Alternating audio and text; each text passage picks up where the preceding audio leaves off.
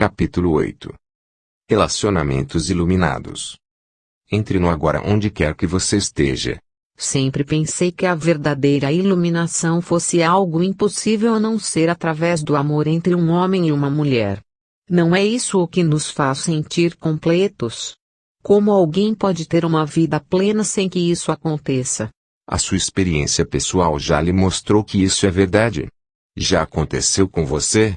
Ainda não, mas como poderia ser de outro modo? Sei que isso vai acontecer.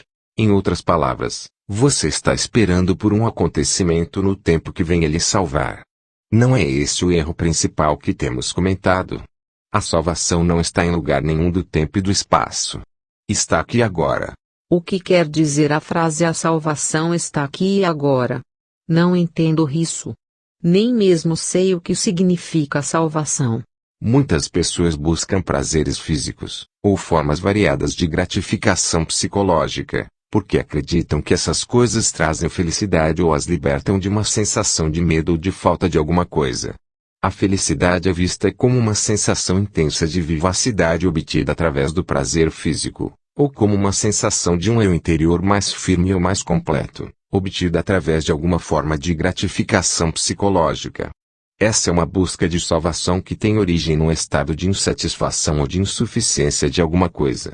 Invariavelmente, a satisfação conseguida dessa maneira tem curta duração e, assim, a condição de satisfação ou plenitude é geralmente projetada, mais uma vez, sobre um ponto imaginário, distante do aqui e agora.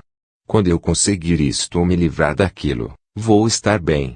Essa é uma disposição mental inconsciente, que cria a ilusão de salvação no futuro. A verdadeira salvação é satisfação, paz, vida em toda a sua plenitude.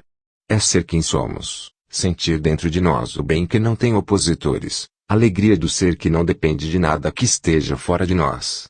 Não é sentida como uma experiência passageira, mas como uma presença permanente. Na linguagem dos que creem em Deus é conhecer Deus, não como algo externo a nós, mas sim como a nossa essência mais profunda. A verdadeira salvação consiste em conhecermos a nós mesmos como parte inseparável da vida única, livre do tempo e da forma, de onde se origina tudo o que existe. A verdadeira salvação é um estado de liberdade, do medo, do sofrimento, de uma sensação de insuficiência e de falta de alguma coisa e, portanto, de todos os desejos, necessidades, cobiça e dependência. É libertar-se do pensamento compulsivo, da negatividade e, acima de tudo, do passado e do futuro como uma necessidade psicológica. A nossa mente está dizendo que, do jeito que as coisas estão agora, não vamos conseguir chegar lá. Tem de acontecer alguma coisa, ou temos de nos tornar isso ou aquilo. Ela está dizendo, na verdade, que precisamos do tempo, que precisamos encontrar, negociar, fazer, conseguir, adquirir, compreender ou nos tornar alguém, antes de nos sentirmos livres e satisfeitos. Vemos o tempo como um meio de salvação, quando, na verdade, ele é o grande obstáculo para a salvação. Imaginamos que não podemos chegar lá a partir do ponto em que estamos ou de quem somos neste momento, porque não nos sentimos ainda completos ou bons o bastante. Mas a verdade é que o aqui e agora é o único ponto de partida para poder chegar lá. Chegamos lá ao perceber que já estamos lá. Encontramos Deus no momento em que descobrimos que não precisamos procurar Deus. Portanto, não existe apenas um caminho para a salvação. Várias circunstâncias podem ser usadas, não é necessário uma em particular. Entretanto, só existe um ponto de acesso, o agora. Não existe salvação longe deste momento. Você está só, sem uma companhia. Acesse-o agora a partir da sua solidão. Você tem um relacionamento. Acesse-o agora a partir desse relacionamento. Não existe nada que possamos fazer, ou obter, que nos aproxime mais da salvação do que o momento presente. Não podemos fazer isso no futuro. Ou fazemos agora ou simplesmente não fazemos. Pausa.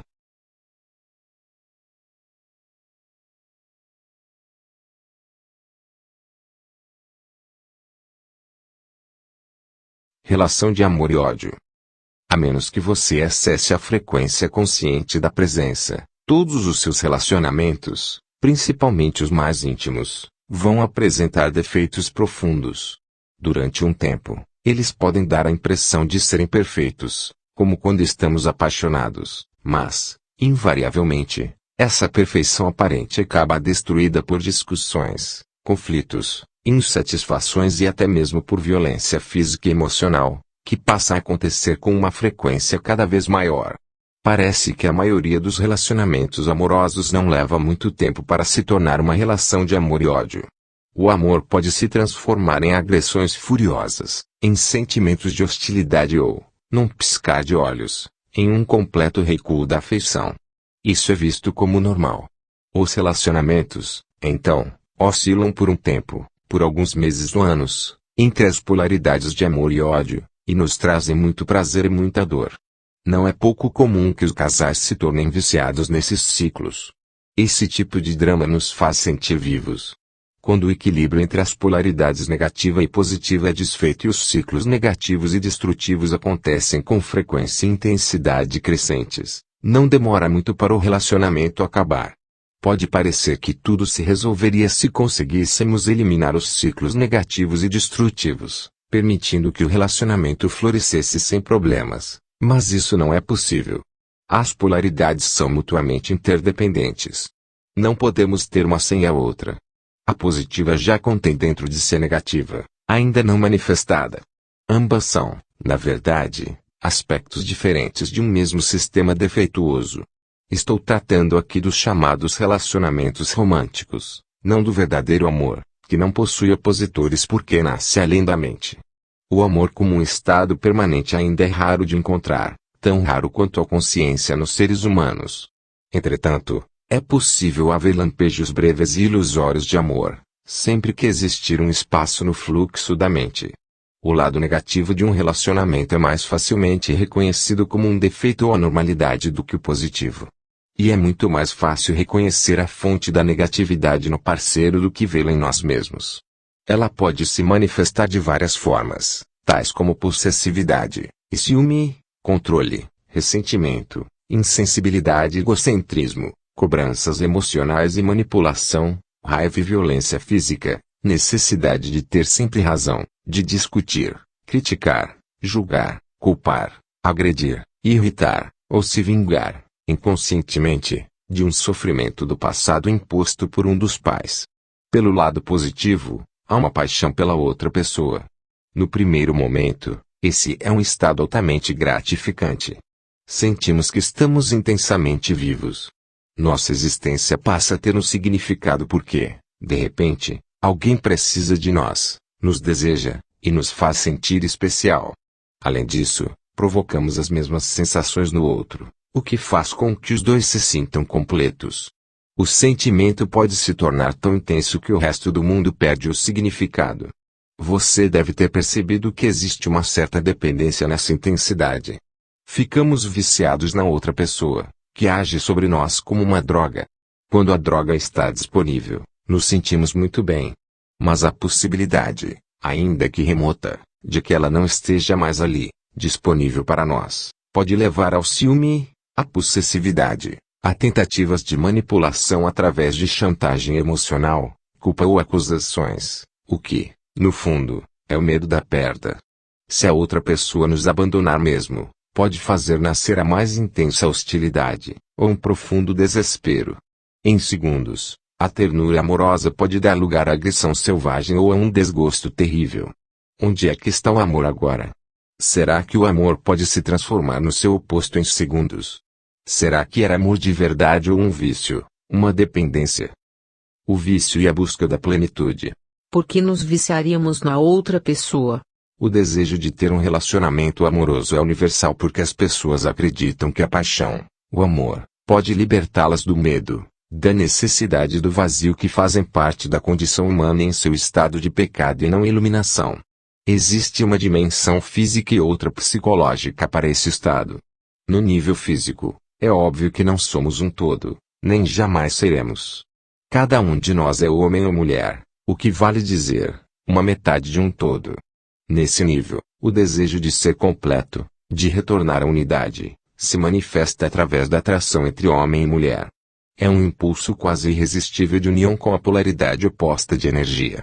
A raiz desse impulso físico é espiritual, porque nele está o desejo ardente do fim de uma dualidade, de um retorno ao estado de completude. A união sexual é o mais perto que podemos chegar desse estado no nível físico. Essa é a razão pela qual ela é a experiência mais satisfatória que o reino físico pode nos oferecer. Mas a união sexual não passa de um lampejo breve de plenitude, um instante abençoado. Enquanto ela for inconscientemente vista como um meio de salvação, você a verá como o fim da dualidade no nível da forma, um lugar onde ela não pode ser encontrada. Você teve um lampejo do paraíso, mas não pode ficar ali e se percebe, de novo, em um corpo separado. No nível psicológico, a sensação de falta, de não estar completo, e até maior do que no nível físico. Enquanto houver uma identificação com a mente, o sentido do interior é dado pelas coisas externas. Isso significa que você extrai o sentido de quem você é de coisas que não têm nada a ver com quem você realmente é, como seu papel na sociedade, suas propriedades, sua aparência externa, seus sucessos e fracassos, seus sistemas de crenças, etc. Esse é o interior falso, o ego construído pela mente. Sente-se vulnerável, inseguro e está sempre em busca de coisas novas com as quais se identificar, para obter a sensação de que ele existe. Mas nada é suficiente para lhe dar uma satisfação duradoura. O medo permanece. A sensação de falta e de necessidade permanecem. Então acontece aquele relacionamento especial. Parece ser a resposta para todos os problemas do ego, parece preencher todas as nossas necessidades. Todas aquelas outras coisas das quais você tinha extraído o sentido do anterior se tornam relativamente insignificantes.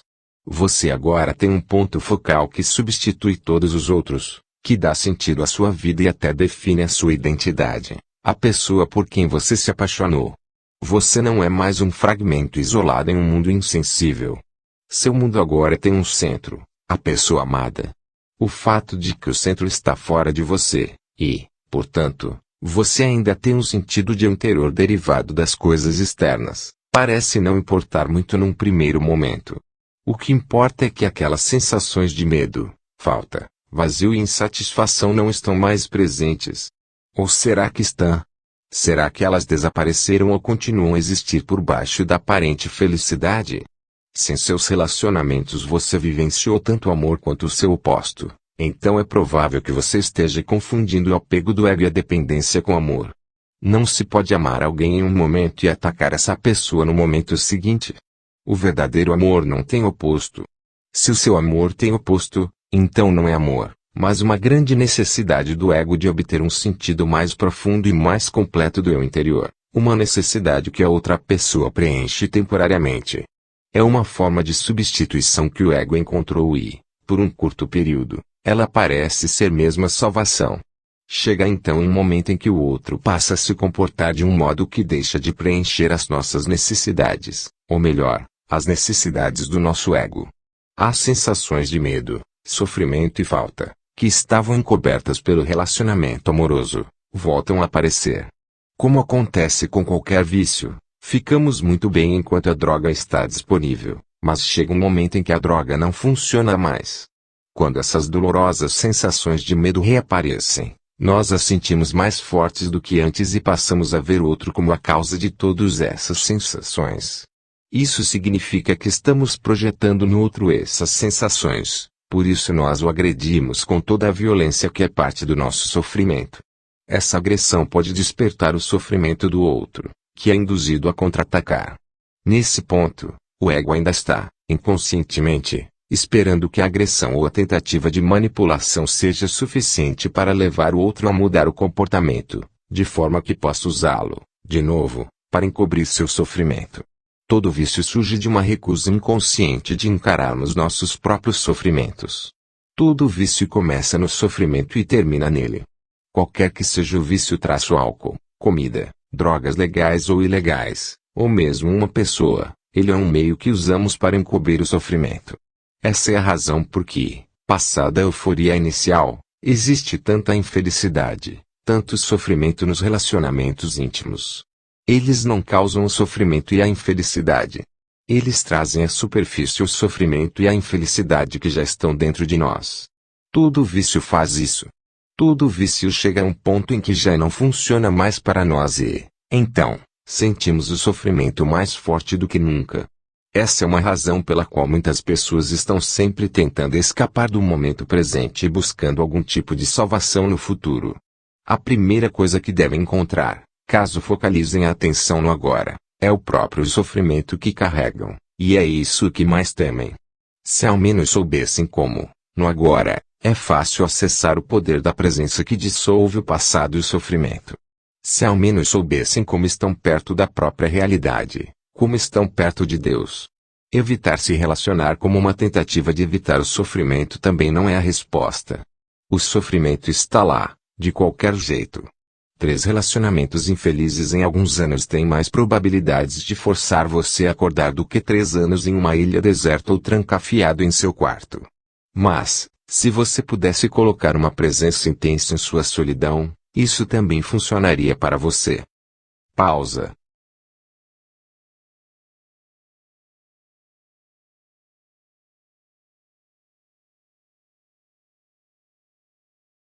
Transformando as relações viciadas em relações iluminadas.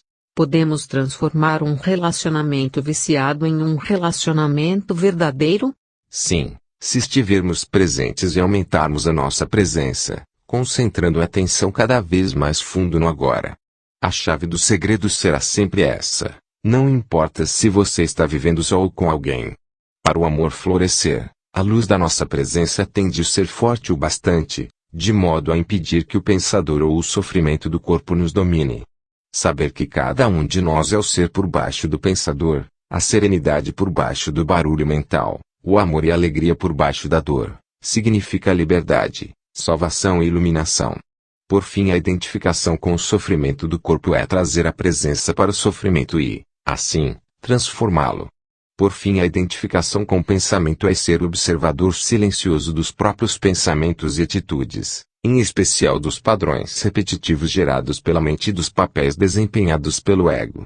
Se paramos de injetar autossuficiência na mente, ela perde sua qualidade compulsiva, que é o impulso para julgar e, desse modo, criar uma resistência ao que é, dando origem a conflitos, tragédias e novos sofrimentos. Na verdade, no momento em que paramos de julgar, no instante em que aceitamos aquilo que é, ficamos livres da mente e abrimos espaço para o amor, para a alegria e para a paz. Em primeiro lugar, paramos de nos julgar, depois paramos de julgar o outro. O grande elemento catalisador para mudarmos um relacionamento é a completa aceitação do outro do jeito que ele é, sem querermos julgar ou modificar nada. Isso nos leva imediatamente para além do ego. Nesse momento, todos os jogos mentais e toda a dependência viciada deixam de existir. Não existe mais vítima nem agressor, acusador nem acusado. Esse é também o fim da dependência, de uma atração pelo padrão inconsciente do outro. Você, então, ou vai se afastar, com amor, ou penetrar cada vez mais fundo no agora junto com o outro. É simples assim. O amor é um estado do ser. Não está do lado de fora, está bem lá dentro de nós. Não temos como perdê-lo e ele não consegue nos deixar. Não depende de um outro corpo, de nenhuma forma externa. Na serenidade do estado de presença, podemos sentir a nossa própria realidade sem forma e sem tempo, que é a vida não manifesta que dá vitalidade à nossa forma física. Conseguimos, então, sentir essa mesma vida lá no fundo de outro ser humano, de cada criatura. Conseguimos enxergar além do véu opaco da forma e da desunião. Essa é a realização da unidade. Isso é amor. O que é Deus? A eterna vida única debaixo de todas as formas de vida. Aqui é o amor. Sentir profundamente a presença dessa vida única em nós e dentro de todas as criaturas. Portanto, todo amor é o amor de Deus. Pausa.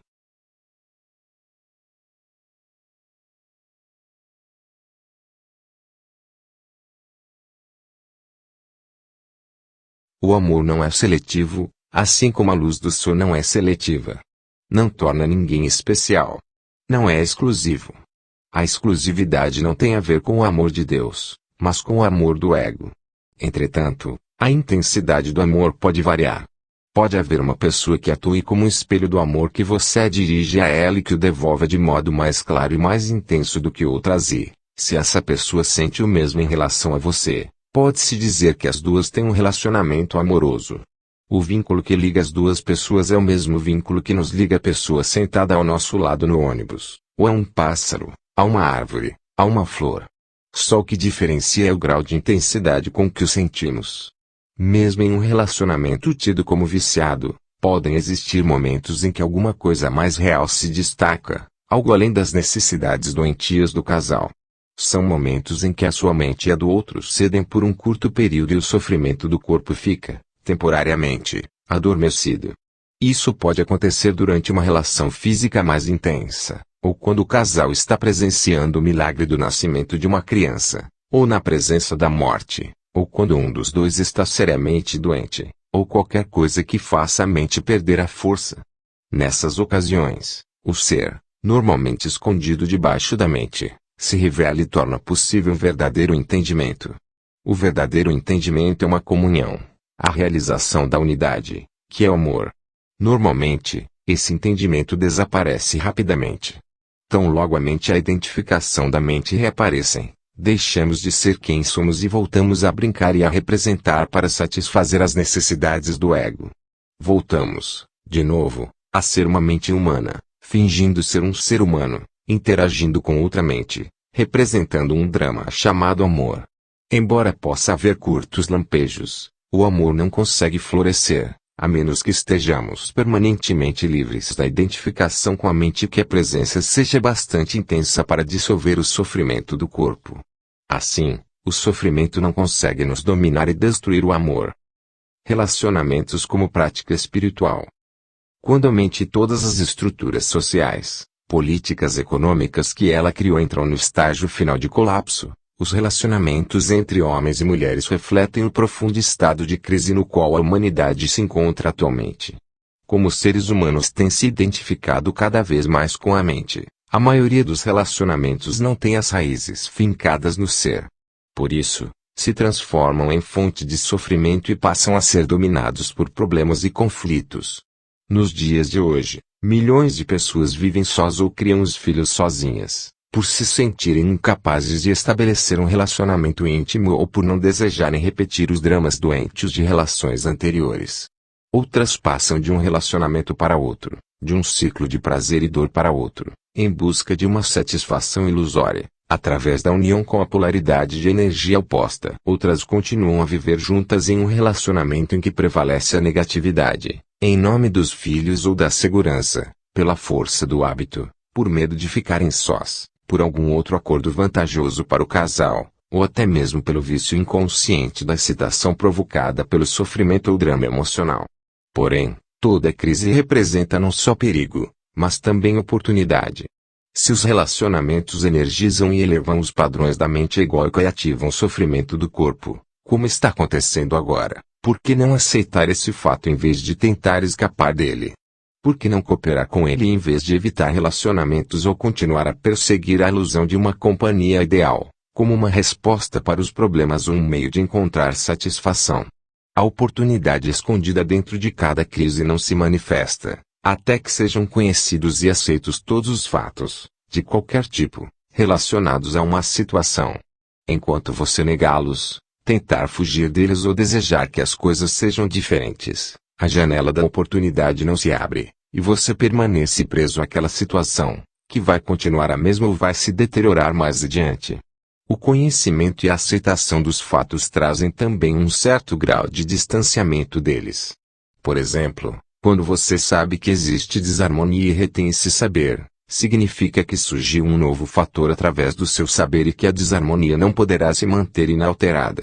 Quando você sabe que não está em paz, o seu saber cria um espaço de serenidade que envolve a falta de paz em um abraço terno e amoroso, e então transforma a falta de paz em paz. No que se refere à transformação interior, não há nada que você possa fazer a respeito. Você não pode transformar a si mesmo, e é claro que não pode transformar seu companheiro ou qualquer pessoa.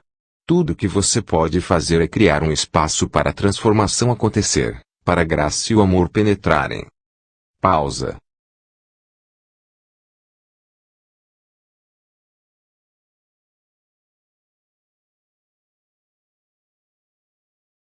Portanto, sempre que o seu relacionamento não estiver bom, sempre que fizer aflorar a loucura em você e em seu parceiro, fique feliz. O que estava inconsciente está vindo à luz. É uma chance de salvação. Sustente, a cada instante, o saber de cada momento, em especial o do seu estado interior.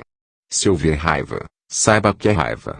Se houver ciúme, defesa, um impulso para discutir, uma necessidade de ter sempre razão, uma criança interior reclamando amor e atenção, ou um sofrimento emocional de qualquer tipo, seja o que for, saiba a realidade do momento e sustente esse conhecimento. O relacionamento passa a ser o seu sadhana, a sua prática espiritual. Se você notar um comportamento inconsciente no parceiro, prenda-o no abraço amoroso do seu saber, de modo que você não tenha uma reação. A inconsciência e o conhecimento não conseguem conviver por muito tempo, mesmo que o conhecimento esteja só com uma pessoa e a outra não tenha consciência do que está fazendo. A forma de energia que existe por trás da agressão e da hostilidade acha a presença do amor absolutamente insuportável. Se você reage à inconsciência do seu parceiro, você também fica inconsciente. Mas se você ficar alerta à sua reação, nada está perdido. A humanidade está sob uma grande pressão para se desenvolver, porque é a sua única chance de sobreviver como raça. Isso vai afetar cada aspecto da nossa vida e de nossos relacionamentos. Nunca antes os relacionamentos foram tão problemáticos e oprimidos por conflitos como hoje em dia. Você deve ter notado que eles não aparecem para nos fazer felizes ou satisfeitos. Se você continuar buscando um relacionamento como forma de salvação, vai se desiludir cada vez mais. Mas, se você aceitar que o relacionamento está aqui para tornar você consciente em lugar de feliz, então o relacionamento vai lhe oferecer a salvação e você estará se alinhando com a mais alta consciência que quer nascer neste mundo. Para os que se mantiverem apegados aos padrões antigos, haverá cada vez mais sofrimento, violência, confusão e loucura. Suponho que sejam necessárias duas pessoas para transformar um relacionamento em uma prática espiritual, conforme você sugeriu. O meu parceiro, por exemplo, continua com suas antigas atitudes de ciúme e controle. Já chamei a atenção para isso inúmeras vezes, mas ele é incapaz de perceber. Quantas pessoas são necessárias para transformar a sua vida em uma prática espiritual? Não se incomode caso o parceiro não queira cooperar. E através de você que a sanidade, ou seja, a consciência, consegue chegar a este mundo. Você não tem de esperar o mundo se curar, ou alguém se tornar consciente, antes de poder alcançar a iluminação. Pode ter de esperar para sempre. Não acuse o outro de não ter consciência. No momento em que a discussão começar, é sinal de que você passou a se identificar com uma posição mental e a defender não só aquela posição, mas também o seu sentido do eu interior. O ego está no comando. Você acabou de ficar inconsciente. Às vezes, isso pode servir para apontar certos aspectos do comportamento do parceiro. Se você estiver muito alerta, muito presente, pode agir sem envolvimento do ego, sem culpar, acusar, ou fazer o outro se sentir errado. Se o outro se comportar de modo inconsciente, abandone qualquer julgamento.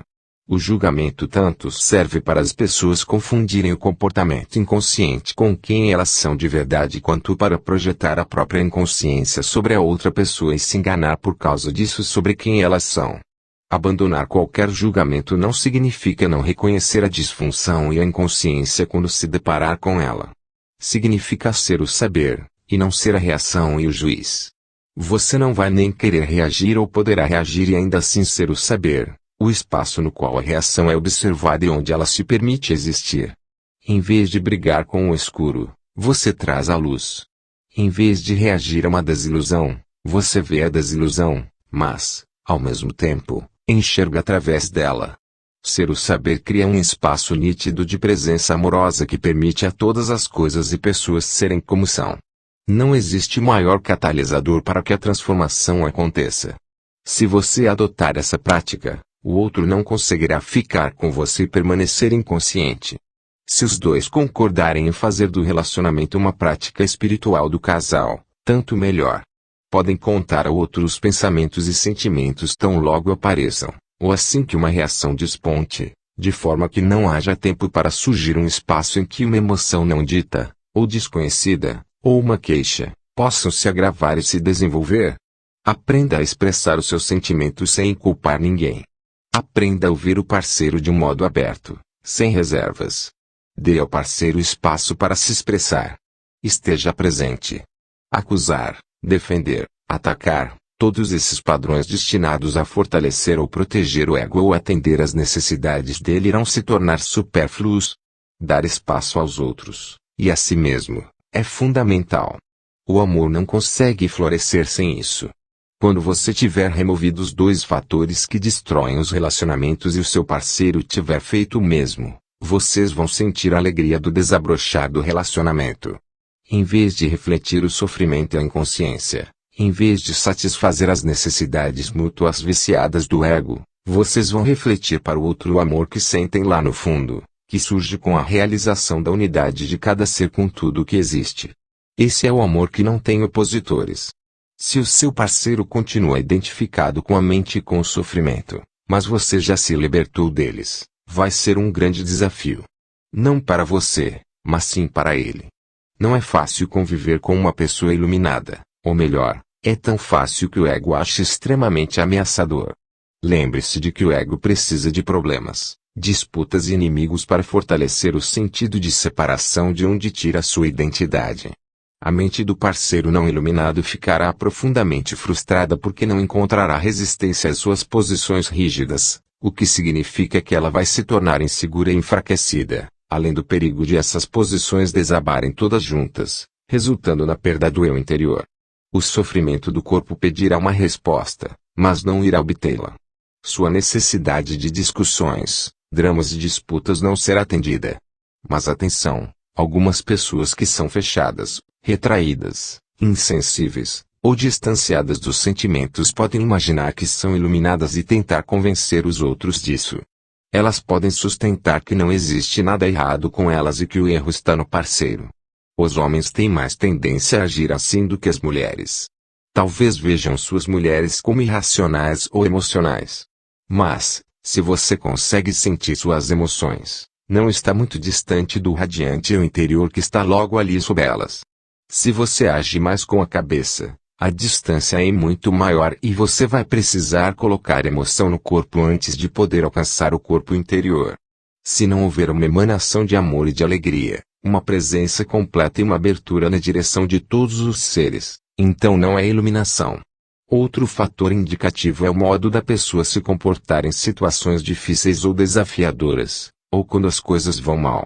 Se a sua iluminação é uma ilusão egóica do eu interior, a vida logo vai lhe aprontar um desafio, que fará aflorar a inconsciência sob qualquer forma, medo, raiva, defesa, julgamento, depressão, etc. Se você estiver em um relacionamento, muitos desses desafios vão se manifestar através do seu parceiro. Por exemplo, uma mulher pode ser desafiada por um homem indiferente, que vive quase exclusivamente em seu próprio mundo. O desafio está na inabilidade dele em ouvir, em não dar a ela atenção e espaço para ser alguém, decorrente da falta de presença dele. A ausência de amor no relacionamento, que normalmente é mais percebida pela mulher do que pelo homem, vai desencadear o sofrimento na mulher. Através dele, ela vai atacar o parceiro, culpando-o, criticando-o, atribuindo-lhe o erro, etc. Agora, o desafio passou a ser dele. Para se defender contra a agressão desencadeada pelo sofrimento dela, que considera totalmente sem razão, ele vai se aferrar, cada vez mais, às suas posições mentais, enquanto se justifica, se defende ou contra-ataca. Isso, no fim, pode até mesmo vir ativar o sofrimento dele. Quando as duas partes foram dominadas, é sinal que atingiram um nível de profunda inconsciência. Isso não vai ceder até que as duas partes tenham se abastecido de muito sofrimento e entrado então no estágio de calmaria. Até que tudo volte a acontecer. Cada desafio como o que descrevi acima contém uma oportunidade disfarçada para atingirmos a salvação. Por exemplo, a hostilidade da mulher pode se tornar um sinal para o homem sair do seu estado identificado com a mente, despertar no agora, estar presente em vez de ficar cada vez mais inconsciente. Em vez de ser o sofrimento, A mulher poderia ser o saber que observa o sofrimento emocional em si mesma, acessar o poder do agora e iniciar a transformação do sofrimento. Isso iria evitar a projeção compulsiva e automática do sofrimento para o mundo exterior. Poderia expressar seus sentimentos para o seu parceiro. Naturalmente, não há uma garantia de que ele vai escutar, mas é uma boa oportunidade para ele se tornar presente e quebrar o ciclo doente de uma representação involuntária de seus velhos padrões mentais. Se a mulher perder essa oportunidade, o homem poderá observar a sua própria reação emocional e mental ao sofrimento dela, a maneira como ele se coloca na defensiva, em vez de ser a reação. Poderá então identificar o momento em que começa o seu próprio sofrimento e trazer consciência às suas emoções. Assim, um espaço de consciência pura, claro e sereno, passar a existir, o saber, a testemunha silenciosa, o observador. Essa consciência não nega o sofrimento e, mais que isso, está além dele. Permite que o sofrimento aconteça, ao mesmo tempo que o transforma. Ela tudo aceita e tudo transforma. A mulher poderia facilmente se juntar a ele nesse espaço, através da porta que acabou de ser aberta. Porque as mulheres estão mais próximas da iluminação. Os obstáculos para a iluminação são os mesmos para homens e mulheres? São, mas com uma ênfase diferente. De uma maneira geral, é mais fácil para uma mulher sentir estar em seu corpo, e, portanto, ela é naturalmente mais próxima do ser e potencialmente mais próxima da iluminação do que o homem. Essa é a razão pela qual muitas culturas antigas instintivamente escolhiam figuras ou analogias femininas para representar ou descrever a realidade transcendental e sem forma. Eram vistas como o ventre que dá luz a todas as coisas, as sustenta e as alimenta durante a vida como forma. No Tao Te Ching, um dos livros mais antigos e profundos escrito em todos os tempos, o Tao, que pode ser traduzido como ser, é descrito como infinito, eternamente presente, amando o universo.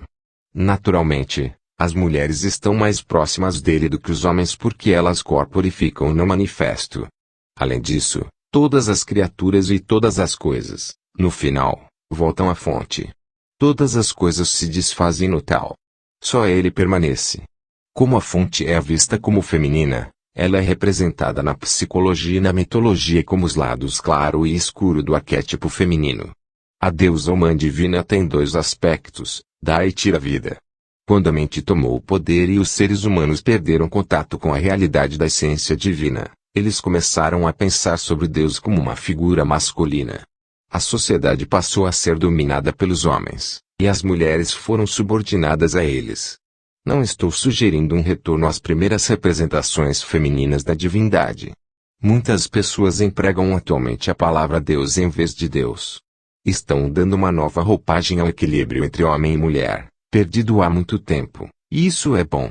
Porém, ainda é uma representação e um conceito, talvez com alguma utilidade temporária, assim como um mapa ou um sinal é útil por um tempo, embora funcione mais como um impedimento do que como uma ajuda. Quando alguém está pronto para perceber a realidade existente além de todos os conceitos e imagens. O que permanece mesmo verdade, entretanto, é que a frequência de energia da mente parece ser essencialmente masculina. A mente resiste, briga pelo controle, usa, manipula, agride, tenta se apoderar e possuir, etc. Essa é a razão pela qual o Deus tradicional é uma figura patriarcal, uma autoridade controladora. Um homem sempre furioso, que devemos temer, como sugere o Velho Testamento. Esse Deus é uma projeção da mente humana.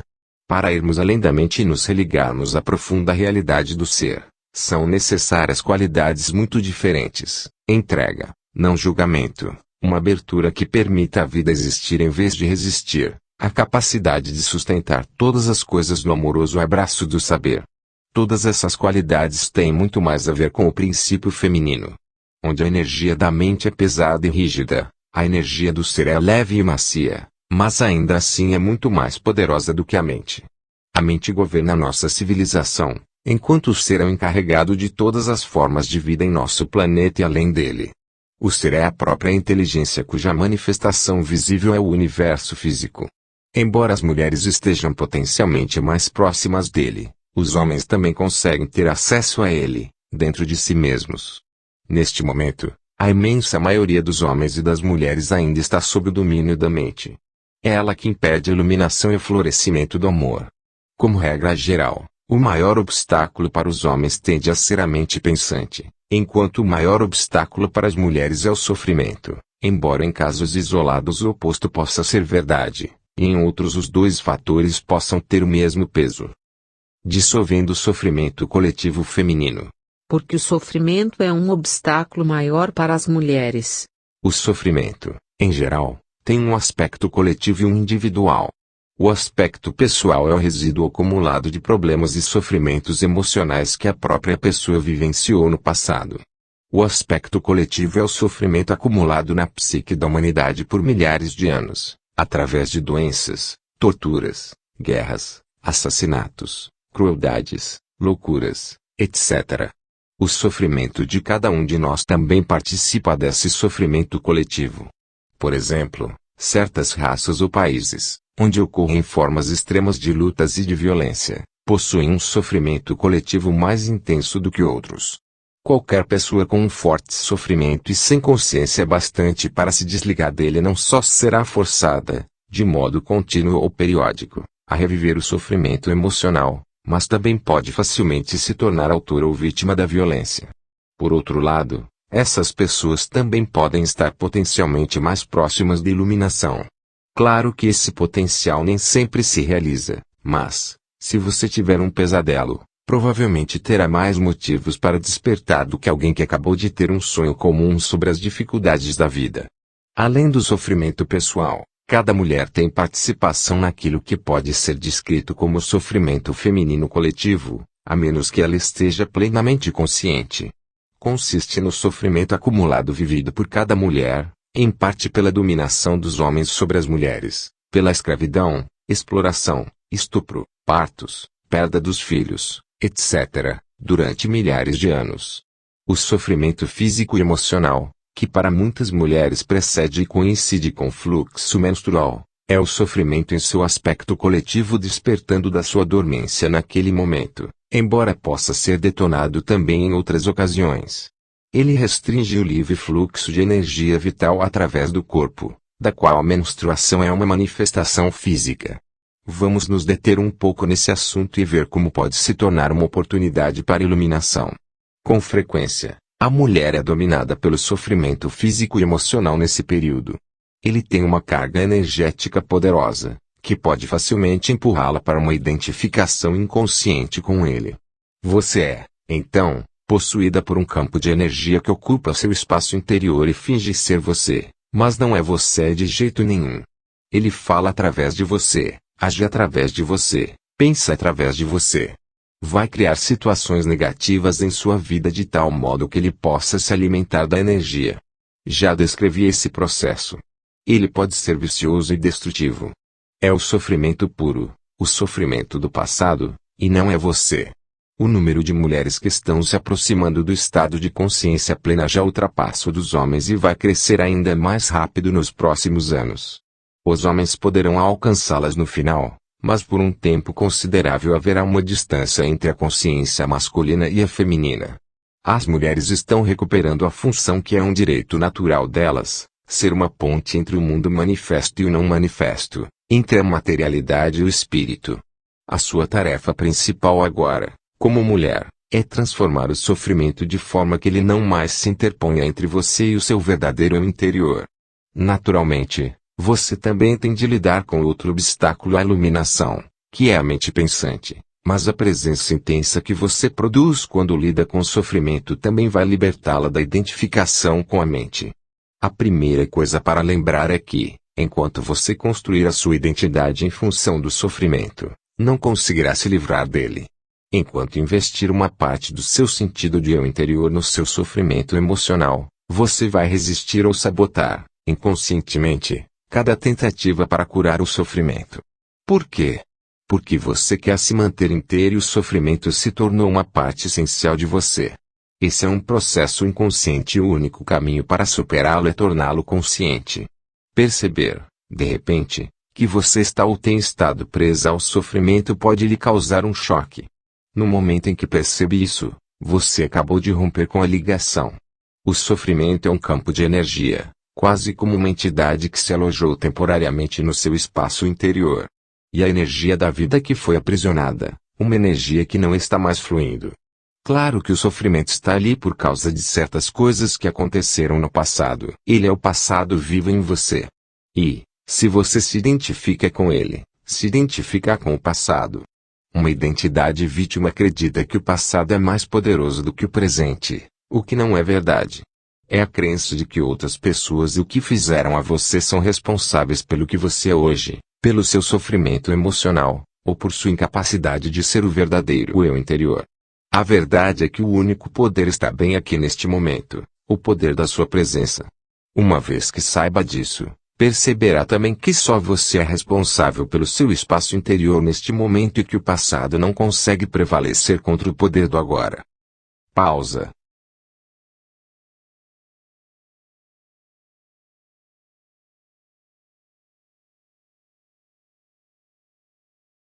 Portanto, a identificação impede você de lidar com o sofrimento.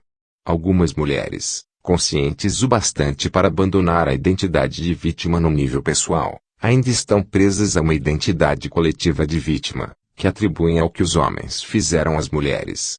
Elas estão certas, mas também estão erradas. Estão certas porque o sofrimento coletivo feminino é, em grande parte, decorrente da violência masculina infligida às mulheres, bem como da repressão dos princípios femininos por todo o planeta, durante milênios. Estão erradas se extraírem o sentido do anterior desse fato e, assim, se mantiverem aprisionadas em uma identidade coletiva de vítima. Se uma mulher continua agarrada à raiva, a ressentimentos ou condenações, ela continua agarrada ao seu sofrimento.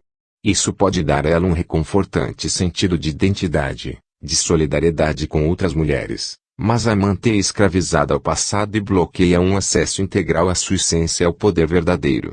Se as mulheres se afastam dos homens, favorecem um sentido de separação e, portanto, um fortalecimento do ego. E quanto mais forte o ego, mais distante você está da sua verdadeira natureza. Assim, não use o sofrimento para criar uma identidade. Use-o, em vez disso, para iluminação.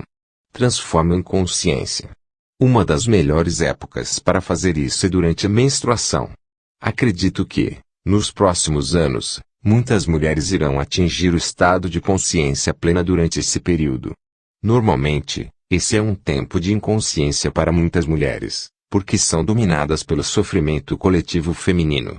Entretanto, você pode reverter isso uma vez que tenha alcançado um determinado nível de consciência, e assim, em vez de se tornar inconsciente, você fica mais consciente. Já descrevi antes esse processo básico, mas vou apresentá-lo de novo, desta vez com uma referência especial ao sofrimento coletivo feminino. Quando você percebe que o período menstrual está se aproximando, antes mesmo de sentir os primeiros sinais do que é comumente chamada tensão pré-menstrual, o despertar do sofrimento coletivo feminino, mantenha-se muito alerta e ocupe o seu corpo o mais que puder. Quando o primeiro sinal aparecer, você vai precisar estar bastante alerta para agarrá-lo, antes que ele domine você. Por exemplo, o primeiro sinal pode ser uma grande e súbita irritação ou um lampejo de raiva, ou simplesmente um sintoma físico. Seja lá o que for, agarre-o antes que ele domine o seu pensamento ou comportamento. Isso significa simplesmente colocar o foco da sua atenção sobre ele. Saber que se trata do sofrimento e, ao mesmo tempo, ser o conhecedor, o que significa perceber a sua presença consciente e sentir o seu poder. Qualquer emoção cede e se transforma quando colocamos a presença sobre ela. Se for um simples sintoma físico, a atenção que você der a ela vai evitar que se transforme em uma emoção ou em um pensamento. Continue então alerta e espere pelo próximo sinal de sofrimento. Quando ele aparecer, agarre-o de novo, do mesmo jeito que antes.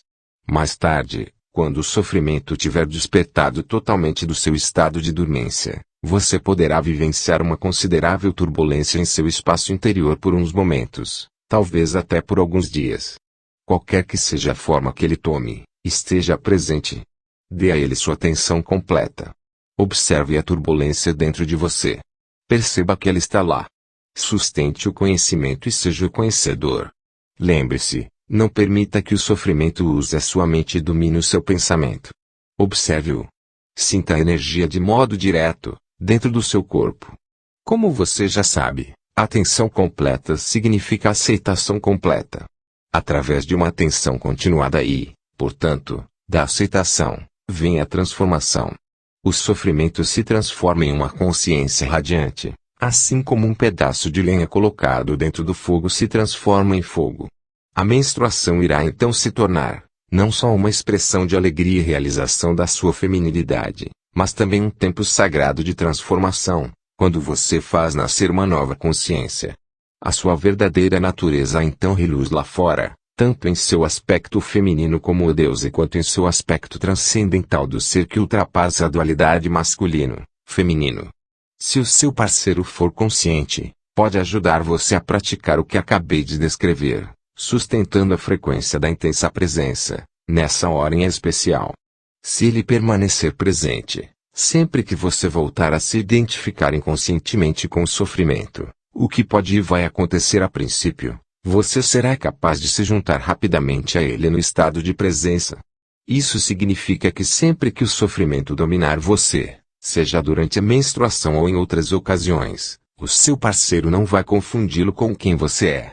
Mesmo que o sofrimento o ataque, como provavelmente acontecerá, ele não vai reagir como se fosse você, ou se retirar ou apresentar algum tipo de defesa.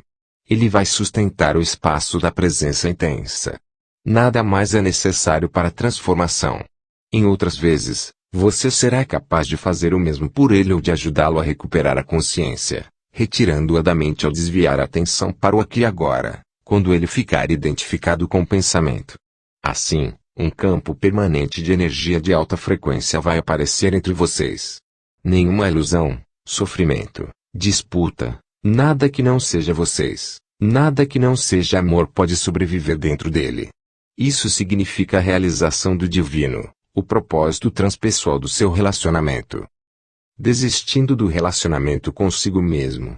Quando alguém está plenamente consciente, será que tem necessidade de um relacionamento? Um homem ainda se sentirá atraído por uma mulher? Uma mulher se sentirá incompleta sem um homem? Iluminado ou não, no nível da sua identidade com a forma, você não está completo. Você é a metade do todo. E isso é percebido como atração homem-mulher, um movimento em direção à polaridade oposta de energia, não importa qual seja o seu nível de consciência. Mas, nesse estado de conexão interior, você percebe essa atração em algum lugar sobre a superfície ou na periferia da sua vida. O universo inteiro parece as ondas e marolas sobre a superfície de um oceano imenso e profundo. Você é esse oceano e, naturalmente, também é a marola, mas uma marola que percebeu a sua verdadeira identidade como oceano e sabe que, em comparação a essa vastidão e profundidade, o mundo das ondas e marolas não é assim tão importante. Isso não significa que você não se relaciona profundamente com outras pessoas ou com o seu parceiro. Na verdade, você só consegue se relacionar se tiver consciência do ser. Partindo do ser, você é capaz de enxergar além do véu da forma. No ser, homem e mulher são uma unidade. A sua forma pode continuar a ter algumas necessidades, mas o ser não tem nenhuma. Já está completo e inteiro. Se essas necessidades forem preenchidas, será ótimo, mas não faz diferença para o seu estado interior mais profundo. Portanto, caso a necessidade de uma polaridade masculina ou feminina não seja preenchida, é perfeitamente possível para uma pessoa iluminada perceber que falta alguma coisa no nível externo e, ao mesmo tempo, sentir-se totalmente completa e satisfeita no nível interno. Na busca da iluminação, ser homossexual serve de vantagem, de obstáculo, ou não fez qualquer diferença. Ao se aproximar da idade adulta, a incerteza da sexualidade seguida da percepção de que você é diferente dos outros pode forçar uma desidentificação dos padrões socialmente condicionados de pensamento e comportamento. Isso vai elevar, automaticamente, o seu nível de consciência sobre a inconsciência predominante, onde as pessoas inquestionavelmente carregam todos os padrões herdados. Nesse sentido, ser homossexual pode ser uma vantagem. Até certo ponto, ser um estranho, alguém que não se enquadra com os outros, ou é rejeitado por eles por qualquer razão, torna a vida difícil, mas também traz uma vantagem com relação à iluminação. Ela tira você da inconsciência quase que à força. Por outro lado, se você desenvolve um sentido de identidade baseado na sua homossexualidade, escapa de uma armadilha para cair em outra. Você vai desempenhar papéis e jogos ditados pela imagem mental que você tem de si mesmo como homossexual. Vai se tornar inconsciente. Vai virar uma falsidade. Debaixo da sua máscara do ego, vai estar muito infeliz. Se isso acontece com você, ser homossexual virou um obstáculo.